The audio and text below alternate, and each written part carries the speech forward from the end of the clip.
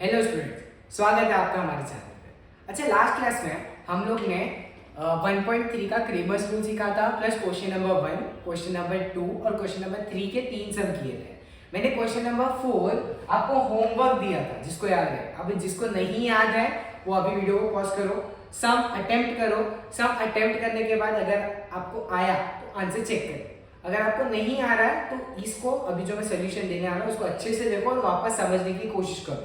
Because अगर exam में Cramer's rule specify करके आया तो आपके पास कोई और दूसरा ऑप्शन नहीं होगा, आपको इसको यही पैटर्न से सॉल्व करना पड़ेगा। चलिए हम लोग स्टार्ट करते हैं। मैंने ऑलरेडी एक स्केलेटन टाइप बना दिया है, अब इस जल्दी से फिल करेंगे और फटाफट अपना होता जाएगा। अच्छा, दो इक्वेशन है अपने पास, दोनों इक्वेशन के बाद मैंने तीन डिटरमिनेंट बना लिए, एक्स और वाई का फॉर्मूला लिख लिया। अब डी का याद है सीक्वेंस हम लोगों ने याद किया था 1 2 3 2 1 3, उस हिसाब से फिल करें इसको। चलो स्टार्ट करते हैं। डी के लिए क्या था 1 और 2, तो 1 वाले सीक्वेंस में ये दोनों है 6 8, 2 के सीक्वेंस में ये दोनों है विद साइन -4 -3। सेम इसको फिल करेंगे 1 2 3 2, 3 कौन सा है -12 -2 और 1 2 3 2, इधर 2 आना चाहिए तो -4 -3। अच्छा, यहाँ पे 1 और 3 आना चाहिए तो 6 8 -12 -2। अब सबको सॉल्व करना है, चलिए सॉल्व करते हैं। फर्स्ट देखो इससे मल्टीप्लाई माइनस इसको इससे मल्टीप्लाई, 6 इंटू -3 माइनस ब्रैकेट में -4 इंटू 8, 6 इंटू -3 हो जाएगा -18 माइनस ब्रैकेट में 8 4 जा 32, बट साइन कैसा होगा नेगेटिव। अब नेगेटिव नेगेटिव क्या हो जाएगा पॉजिटिव, तो हो जाएगा -18 प्लस 32 माइनस 18 होता है 14। डी सॉल्व हो गया। अब dx पे चलते हैं। dx को भी सेम पैटर्न में इसको इससे मल्टीप्लाई माइनस इसको इससे मल्टीप्लाई, चलो -12 इंटू -3 माइनस ब्रैकेट में -4 इंटू -2। अच्छा, 12 3 जा 36 और माइनस माइनस प्लस, तो इधर कोई साइन लिखने की जरूरत नहीं, -4 2 जा 8 और माइनस माइनस प्लस, तो साइन लिखने की जरूरत है। अब होगा 36 -8 जो कि होगा 28। ठीक है, अब लास्ट आता है dy, 6 into -2 minus -12 into 8, 6 into -2 minus bracket में -12 इंटू 8, 6 इंटू -2 हो जाएगा -12 माइनस ब्रैकेट में -12 इंटू 8, 12 एक जा कितना होता है 96 -96 -12 अब माइनस माइनस प्लस 96, मतलब 96 -12, 96 में से 12 माइनस करेंगे तो आंसर आता है 84। तीनों का वैल्यू निकाल लिया है, हो गया क्या सॉल्व? नहीं। अभी x और y के लिए फॉर्मूला में पुट करेंगे। x का फॉर्मूला होगा dx अपॉन d, dx का वैल्यू कितना है 28 अपॉन d का वैल्यू कितना है 14, 14 2 28, तो x का वैल्यू कितना आ गया 2। अगर इसको देखते हैं तो dy का वैल्यू है 84 अपॉन d कितना है 14, 14 6 जा 84, तो y का वैल्यू कितना आ गया 6। अब final statement, therefore solution of x, y is bracket में x पहले 2, y का 6। खत्म, सिंपल था। पहले तीनों डी के वैल्यू निकाल लिए, x का फॉर्मूला d का फॉर्मूला, ऐसे पैटर्न में आपको सॉल्व करना। चलिए आप नोट कर लीजिए, मैं 1 मिनट में आता हूँ, फिर हम लोग नेक्स्ट सम से स्टार्ट करें। A few moments later. चलिए बच्चों कंटिन्यू करते हैं। ये है हमारा क्वेश्चन नंबर 5, मैंने वापस एक स्ट्रक्चर बना लिया टाइम बचाने के लिए। चलिए स्टार्ट करते हैं।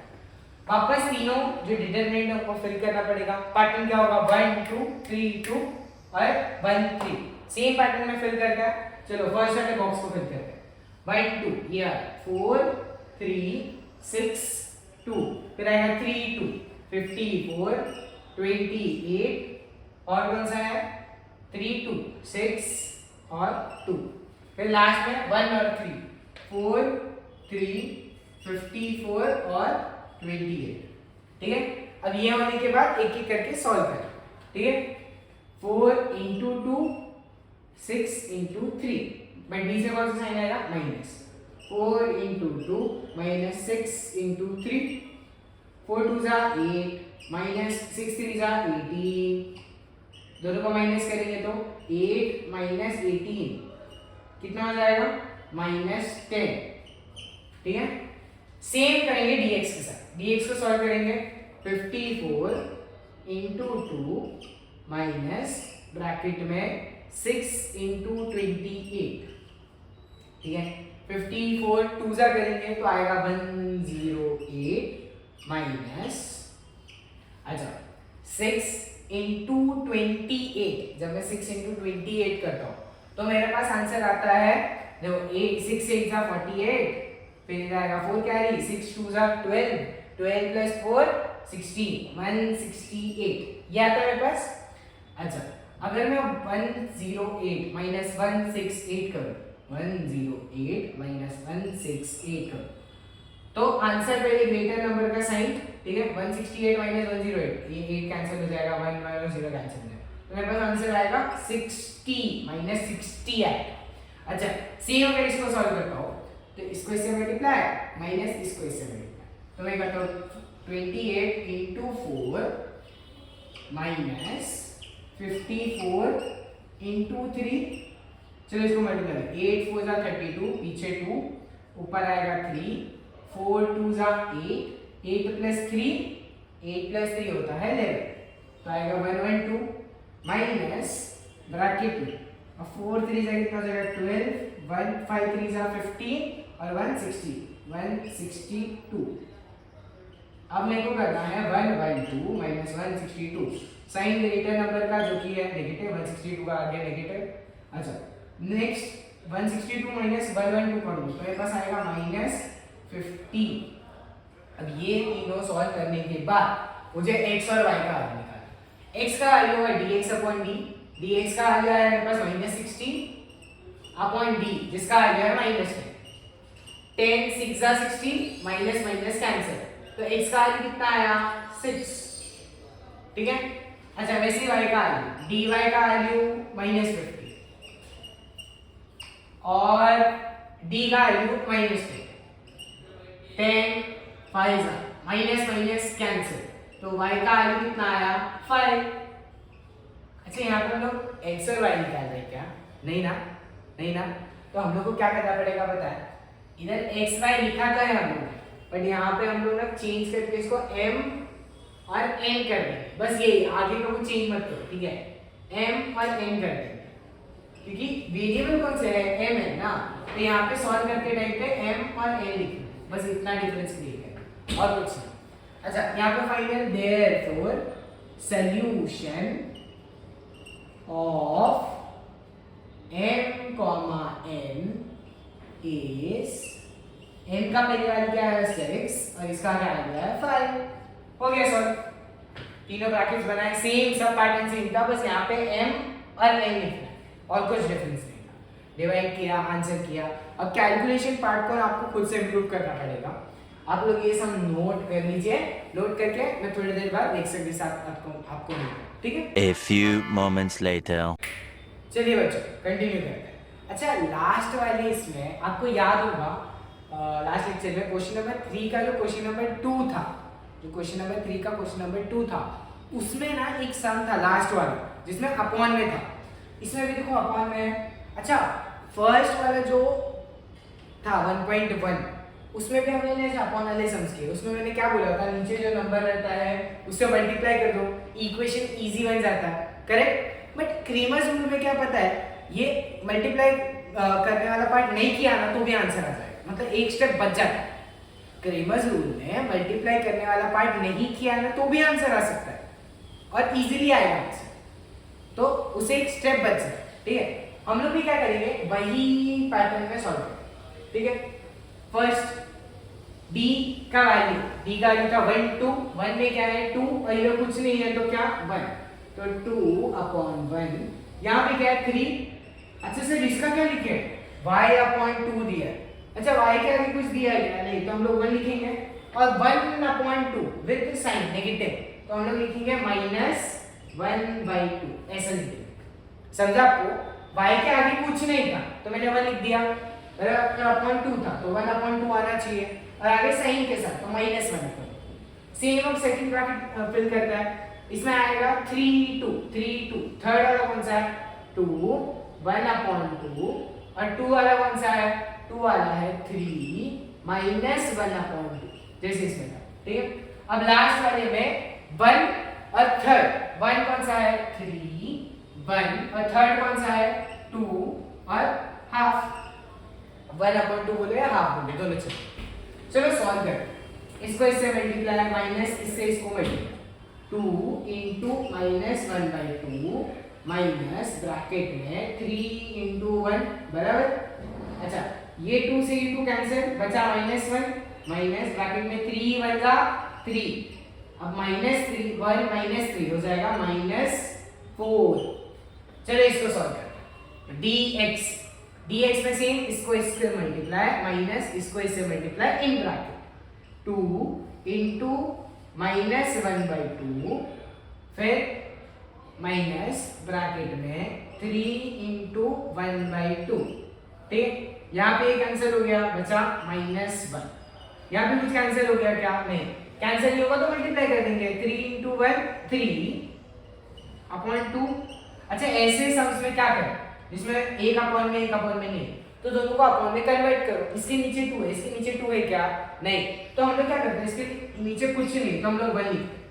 अब ये लिखने के बाद हम लोग करते हैं क्रिस क्रॉस डैश, ये मैंने एक लेक्चर में बताया, इसको इससे मल्टीप्लाई, इसको इससे मल्टीप्लाई और इसको इससे मल्टीप्लाई, ठीक है। इसको बोलते हैं एलसीएम लेने का मेथड, ठीक है।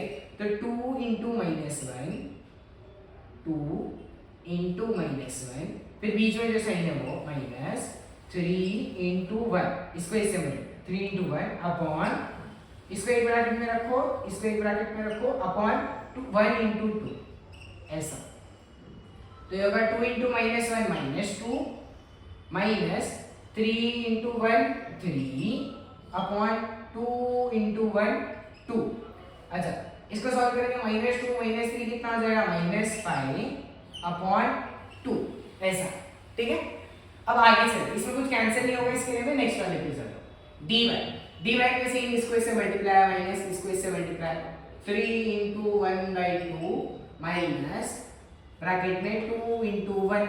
अच्छा इसमें कुछ कैंसिल हो रहा है क्या ऊपर नीचे, नहीं, तो मल्टीप्लाई करते हैं 3 1 जा 3 अपॉन 2 माइनस 2 1 जा 2, इसके नीचे 2 है, इसके नीचे 2 है क्या, नहीं, वापस क्या करेंगे कुछ नहीं है तो 1 लिखेंगे, इसको इससे मल्टीप्लाई इसको इससे मल्टीप्लाई और इन दोनों को आपस में मल्टीप्लाई, तो करेंगे 3 इंटू 1 एक ब्रैकेट में बीच में 1 से साइन है माइनस, फिर 2 इंटू 2 और नीचे का आपस में मल्टीप्लाई 2 इंटू 1, अब 3 1 जा 3 माइनस 2 2 जा 4 अपॉन 2 1 जा 2, अब 3 - 4 हो जाएगा -1 अपॉन 2, इसमें और कुछ कैंसिल होगा, नहीं, तो एक ही आंसर आया, एक ही आंसर आया, मेन ये आंसर है, ठीक है। अब तीनों आंसर आने के बाद x और y, x और y दोनों का वैल्यू के लिए ये दो फॉर्मूला, dx का वैल्यू कितना आया -5 अपॉन 2 अपॉन d का वैल्यू -4, इतना भयंकर, ये तो कभी किया ही नहीं। अच्छा ऐसे सम्स जो आप लोग ने नहीं किए उसको कैसे करते हैं, फर्स्ट वाला पार्ट ना सामने लिखो, फर्स्ट वाला पार्ट सामने लिखो, इनटू लिखो, डिवाइड नहीं, इनटू लिखो, और जो सेकंड वाला पार्ट है ना जो आंसर इसका उल्टा करो। उल्टा मतलब अभी -4 है ना, -4 मतलब -4 अपॉन 1, कुछ नहीं रहता तो -4 अपॉन 1, इसका उल्टा करेंगे तो क्या हो जाएगा -1 अपॉन 4, ऐसा, नहीं समझा, -4 था, मैंने बोला कोई भी एक नंबर रहता है, जैसे इधर मैंने बोला -1 था, इसके नीचे कुछ नहीं था तो मैंने क्या लिखा 1 बराबर, इसमें -2 था, -2 के नीचे कुछ लिखा था क्या, नहीं, तो मैंने बोला 1, वैसे -4 है तो -4 अगर कुछ नहीं दिया तो इसके नीचे क्या होना चाहिए 1, फर्स्ट वाले नंबर जो ऊपर लिखा है ना उसको सामने लिखो, ये डिवाइड के साइन को मल्टीप्लाई लिखो, और नीचे वाला जो है उसका रेसिप्रोकल उल्टा, इसका उल्टा हो जाएगा -1/4, इससे मल्टीप्लाई करो। अभी देखो -5 इंटू -1, माइनस माइनस प्लस हो जाएगा और 5 1 जा 5 बराबर अपॉन 4 2 जा 8, तो इसका आंसर ये आया। अब इसमें कुछ कैंसिल हो रहा है क्या, नहीं, तो ये आएगा आंसर। सेकंड क्या है y, dy कितना है -1/2 अपॉन d क्या है -4/1 बराबर। अब y का वैल्यू आएगा कैसे? मैंने क्या बोला, फर्स्ट वाले टर्म को आगे लिख दो, तो मैं लिखता हूँ -1/2 डिवाइड की जगह पे क्या लिखो इनटू, और सेकंड वाले का उल्टा ये करना बहुत इंपॉर्टेंट है, नहीं तो आपका आंसर गलत आएगा, ठीक है। तो -1/4 अब 1 1 जा 1 माइनस माइनस पॉजिटिव, ठीक है। अब 4 2 जा 8, ये रहा आपका फर्स्ट आंसर, ये फर्स्ट और ये सेकंड आंसर, ठीक है। Therefore solution of x, y इस x का क्या आया 5/8 और सेकंड का क्या आया 1/8। समझा आपको? ये थोड़ा कॉम्प्लिकेटेड था क्योंकि इसमें रेशियोज वाले टर्म है, एलसीएम लेने वाला पार्ट था, एलसीएम लेने के बाद सॉल्विंग पार्ट था। ये लास्ट सम था, ये एक्सरसाइज का लास्ट सम था। अगर इसको अच्छे से नोट कर लो, नोट करने के बाद वापस से मिलते टाइम पे हम लोग एक नया जो टॉपिक है 1.4 उसका इंट्रोडक्शन करेंगे आज के लेक्चर में। एक दो सम सॉल्व करेंगे और उसके बाद हम लोग नेक्स्ट लेक्चर में कंटिन्यू करेंगे, ठीक है। आप इसको नोट कर लीजिए। A few moments later. चलिए बच्चों कंटिन्यू करते हैं। अच्छा, होप सो आपको अच्छे से इसके पहले का जो भी पार्ट था वो क्लियर हो गया रहेगा। अब हम लोग ना नया पार्ट स्टार्ट करने वाले हैं जिसमें है प्रैक्टिस सेट 1.4। सर एक मेथड सिखाना, दूसरा मेथड सिखाना। अब ये 1.4 क्यों है कि यही दो मेथड का यूज करना है? नहीं, इसमें एक नया मेथड सीखना है। नया मेथड सीखने की जरूरत क्या है सर, क्या प्रॉब्लम है? क्या होता है ना, हम लोग जो नॉर्मली जो दो हम लोग ने सीखे ना, एलिमिनेशन वाला और एक क्रेमर्स रूल, दोनों जो रूल है ना वो सीधे साधे इक्वेशन को सॉल्व करने के लिए। बट अगर इक्वेशन कभी घुमा फिरा के आता है, मतलब हम लोग को नॉर्मली आदत क्या है, x और y ऊपर होना चाहिए, कुछ समय x और y नीचे आ जाता है। देखो कैसे ये इक्वेशन है, ये इसमें x नीचे होना कितना चाहिए था, ऊपर। हम लोग को आदत किसकी, ऊपर देखने की, पर यहाँ पे है कैसा, नीचे। तो ऐसे सम्स में क्या करें सर, ऐसे सम्स में हम लोग को एक नए मेथड से सॉल्व करना पड़ता है। जिस भी सम में इसके ये प्रैक्टिस सेट 1.4 वाला मेथड कहाँ पे यूज करना है वो हर जगह पे लिख के रखो कि जहाँ पे भी x और y का वैल्यू डिनोमिनेटर में है उसमें क्या यूज होगा, ये वाला मेथड। और ये वाले मेथड को हम लोग नाम देते हैं सब्स्टिट्यूशन मेथड। क्या बोलते हैं, सब्स्टिट्यूशन मेथड। सब्स्टिट्यूट का मतलब क्या होता है, रिप्लेस करेंगे। हम लोग एक जन को दूसरे जन से रिप्लेस करेंगे। अब वो रिप्लेस करके किसको लाएंगे, हम लोग क्या बोले कि 1/x, ये जो अपॉन x नीचे साइड पे x है, अपॉन में ये मेरे को चाहिए क्या, नहीं, अपॉन में जो x है मेरे को चाहिए क्या, नहीं, तो मैं उसको क्या बोलते हैं, इसको रिप्लेस कर देंगे। रिप्लेस करके किससे रिप्लेस करेंगे, कोई भी एक नए वेरिएबल से। मैं बोलूंगा मेरे को प्रॉब्लम किससे है, ये अपॉन x है और अपॉन y से, बराबर। जो नीचे साइड पे x है और नीचे साइड पे y, मेरे को उससे प्रॉब्लम है। ऊपर के नंबर से कोई प्रॉब्लम है क्या मुझे, नहीं। तो मैं क्या बोलता हूँ कि ये जो इक्वेशन है अगर इसमें अपॉन x और अपॉन y गायब हो जाए तो मेरे लिए इजी है सॉल्व करना। अब मैं क्या करता हूँ, ये अपॉन x और अपॉन y को ना रिप्लेस करता हूँ, या बोलते हैं सब्स्टिट्यूट करता हूँ। बट किससे करूंगा और कैसे करूँ वो देखो। अब मैं बोलूंगा 1/x जो है ना, इसको मैं अज्यूम करता हूँ, ठीक है, क्या, m, एक नया वैल्यू m मैं mn लेके सॉल्व करता हूँ। आपको जो यूज करना है आप यूज कर सकते, ठीक है। अब मैंने बोला 1/x को अगर m बोलूं, मैंने 1/x क्यों लिखा, x क्यों नहीं लिखा, क्योंकि मेरे को अपॉन वाले x से प्रॉब्लम था ना, तो 1/x लिखना पड़ेगा। सेम इधर अपॉन वाले y से प्रॉब्लम है ना, तो मैं 1/y को क्या लिखूंगा, n, मैं mn यूज करता हूं, ठीक है। अब ये दो वैल्यू स्टार्टिंग में लिखी, ठीक है। अब इसके नीचे क्या लिखना है, replacing 1/x is equal to m and 1/y is equal to n in both the equations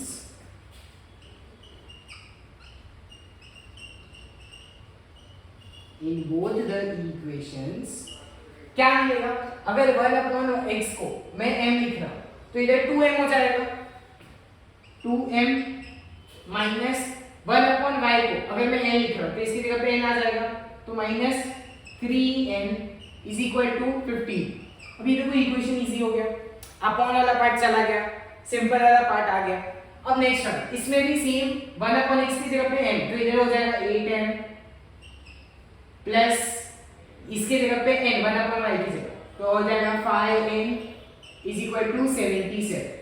अच्छा, इन दोनों को मैं इक्वेशन 1 और इक्वेशन 2 अगर मैं मार्क करता हूँ, तो ये दो नई इक्वेशन जो मैंने है ना, इसको मैं मार्क करूंगा इक्वेशन नंबर 3 और इक्वेशन नंबर 4। अब ये दो इक्वेशन आ गए, अब क्या करना है, अब नॉर्मली सॉल्व करना है। कैसे सॉल्व करना है सर, आपको जो मेथड इजी है, एलिमिनेशन इजी लग रहा है एलिमिनेशन से करो, अगर आपको क्रेमर्स रूल इजी लग रहा है क्रेमर्स रूल से करो, कोई भी रूल यूज करके ये दोनों इक्वेशन को सॉल्व करना। चलिए मैं सॉल्विंग वाला पार्ट यहाँ पे करता हूँ, ठीक है,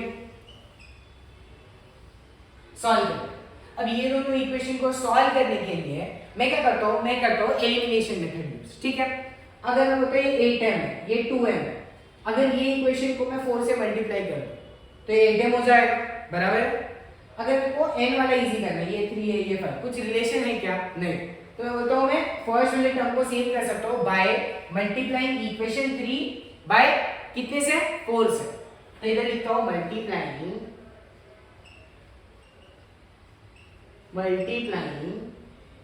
इक्वेशन, कौन सा इक्वेशन 3 बाय कितने से मल्टीप्लाई करेंगे, 4 से, क्या मिलेगा, फिर पहले इक्वेशन लिखते हैं 2m minus 3n is equal to 15 into क्या करेंगे 4, तो नया इक्वेशन बनेगा 4 2 जा 8m माइनस 4 3 जा 12n इज इक्वल टू 15 4 जा 60।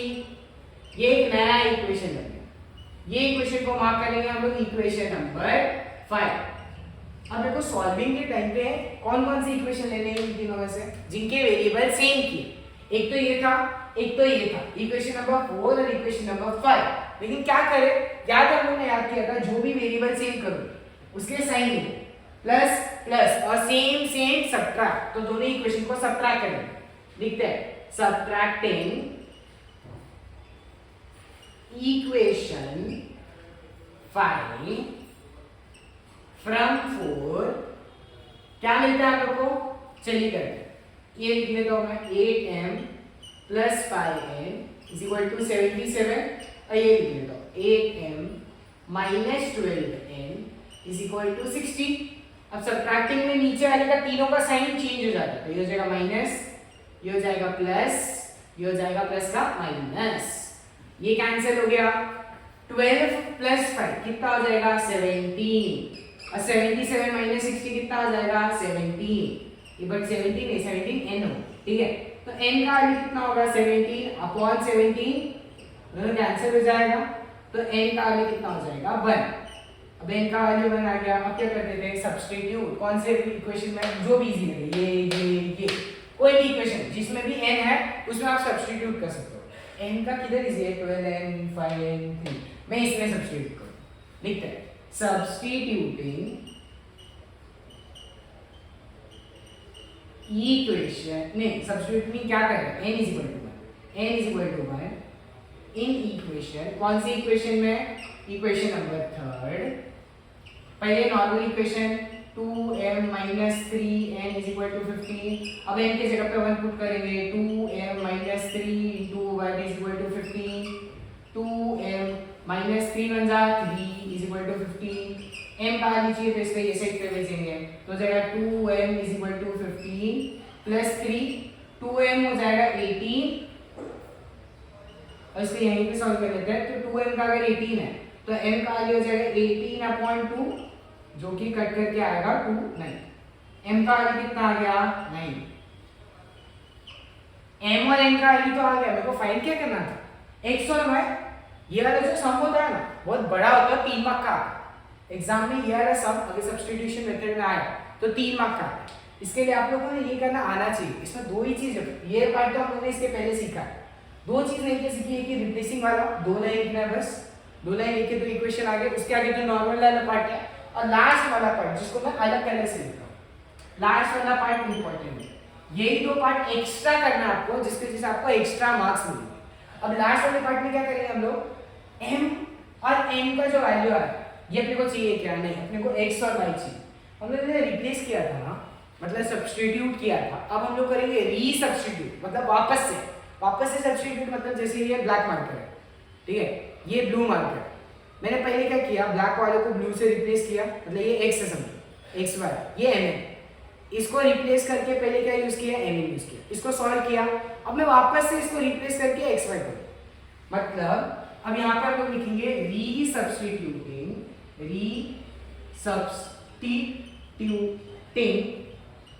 Value of m and n. But ये करते कैसे है, जो स्टार्टिंग में तो लिखा था ना वही इधर लिखा।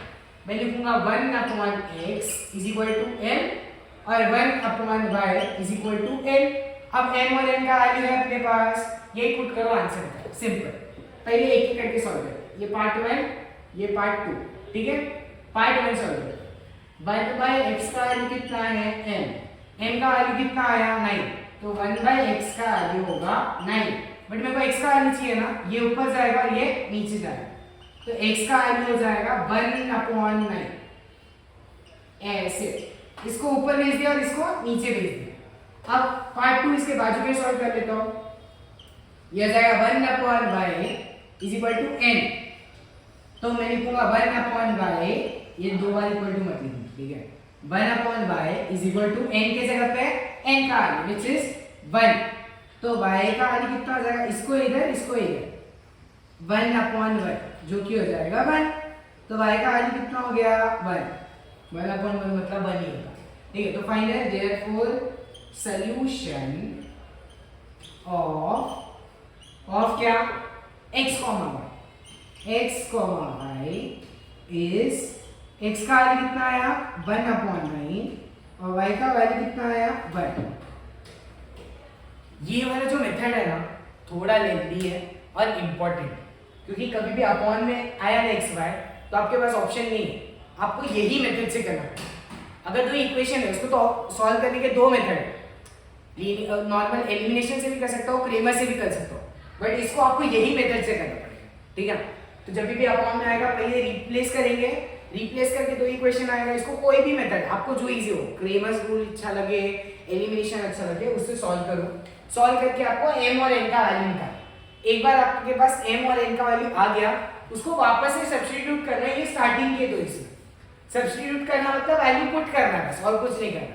जैसे इसमें सब्स्टिट्यूट करते थे वैसे इसमें री सब्स्टिट्यूट, क्योंकि वापस से ले तो री सब्स्टिट्यूट वैल्यू वापस से पुट करेंगे, वैल्यूज आएगा, वैल्यूज को लिखना और फाइनल सॉल्यूशन फॉर्मेट में लिखना।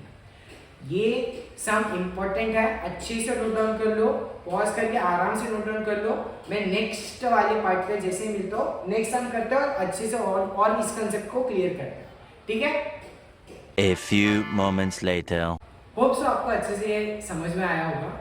नेक्स्ट वाले जो पार्ट्स है सेकेंड, थर्ड, फोर्थ, 3 क्वेश्चन हम लोग नेक्स्ट वाले जो वीडियो आएगा उसमें हम लोग कंटिन्यू करेंगे। आपको जो क्वेश्चन नंबर 2 है ना उसको होमवर्क मार्क कर लेना है, उसको नेक्स्ट वाले समय आप नेक्स्ट वाले चैप्टर या जब भी आप वीडियो देख रहे हो तब इसको रिवाइज करके आना है, और रिवाइज करने के साथ साथ वो होमवर्क याद करके आना है। उससे पता चलता है कि आपको कितना समझ में आया है या नहीं समझ में आया, ठीक है। आज के लिए इतना काफ़ी है, होप सो आपको अच्छे से समझा होगा। अगर आपको नहीं समझा आप रिवाइंड करके वापस से देख सकते हैं। मैंने हर एक चीज़ क्लियर करने की कोशिश की है मेरी तरफ से, आपको भी थोड़ा एफर्ट डालना पड़ेगा तभी आपको रिजल्ट्स मिलेंगे, ठीक है। मिलते हैं नेक्स्ट लेक्चर में, तब तक के लिए बाय बाय।